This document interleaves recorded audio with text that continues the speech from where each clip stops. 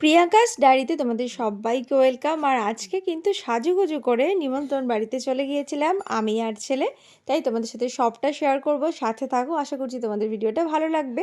সাজুগুজু করে চলে গিয়েছিলাম, একটা নতুন বেবি আসবে তার জন্য আনন্দে খুশির খাওয়া দাওয়া করতে। তো প্রথমেই রয়েছে এগ ডেভিল, সেটা তো সস দিয়ে খাওয়া দাওয়া কমপ্লিট করলাম। আর কেমন লাগছে আমাদের নতুন হবু মাকে সেটাও তোমাদের কিন্তু জানিও। আর এখানে রয়েছে ডাল, মুড়িঘণ্টর ডাল, সাথে রয়েছে ঝুরি আলু ভাজা, লেবু চিপে, যেটা দিয়ে খেতে তো অসাধারণ লাগে।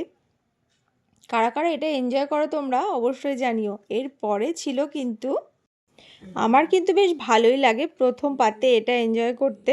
ছোটোবেলায় একটা কথা মনে পড়ে গেল, আমি কিন্তু শুধুমাত্র এটা দিয়েই খাওয়া কমপ্লিট করতাম। তো সেটা মনে পড়ে এখন হাসি পেয়ে গেল। এরপরে রয়েছে একটা ছ্যাঁচড়া, যেটা আর কি অনেক পুরোনো দিনের খাবার, খুব কম বাড়িতেই এটা করে, ভীষণ ভালো লেগেছিল। মাছের মাথা দিয়ে এটা চচ্চড়িটা হয়। যারা যারা ভালোবাসো জানিও কিন্তু আমাকে। তো চচ্চড়ি দিয়ে খাওয়ার পর রয়েছে এখানে চিংড়ি মাছের মালাইকারি, যেটাও খুব ভালো ছিল খেতে।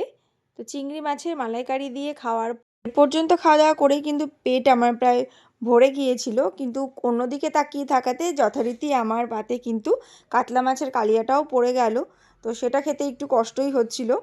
তো সেটা খাওয়া দাওয়া শেষ করার পরে চলে আসলো চাটনি পাঁপড়, যেটা খেতে ভীষণ ভালো লাগে।